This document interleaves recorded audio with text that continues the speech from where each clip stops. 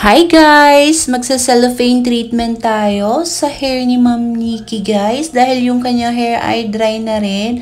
So, niriban natin siya last December. So, pumunta siya dito at nagpa-cut siya ng kanyang hair. So, nag-offer ako sa kanya ng best treatment. Then, itong hair cellophane na may tint guys. Ibig sabihin yung may color na cellophane. So, actually, washable po siya. Pero, nagstay naman siya within 16 weeks, guys. So, ayan, binasa muna natin yung hair ni Ma'am Nikki. Pero, actually, naligo na siya sa kanilang bahay. So, yung ginawa ko, nag-spray lang ako sa kanyang hair. Then, mag-apply tayo nitong Hair Cellophane Tint by Monea. So, ito yung Teens Hair Cellophane, guys.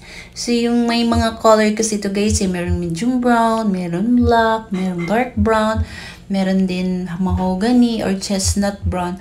Actually, guys, matagal na tong Monea na product na ginagamit namin ever since nung nagwo-work pa ako kay Tamarilo, ginagamit ko na siya. So, ito na, guys. Ibababad lang natin ito ng 1 hour. Tapos, sinuklay-suklay lang natin, guys. Ayan. Pero, yung application yan, guys, same like as Brazilian na pahid-pahid lang. So, pwede naman na gumamit kayo ng gloves, tapos imamassage nyo siya.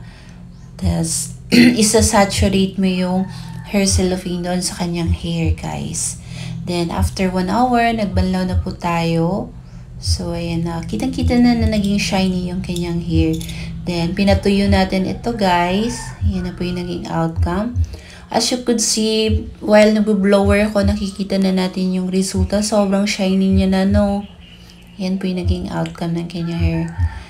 Yan. Perfect na treatment to, guys. Kasi, di ba alam natin, Brazilian lang lagi. Brazilian, wala tayong ibang mga treatment. So, kung gusto nyo, mag-cellophane kayo. So, pwede rin tong cellophane na to, guys.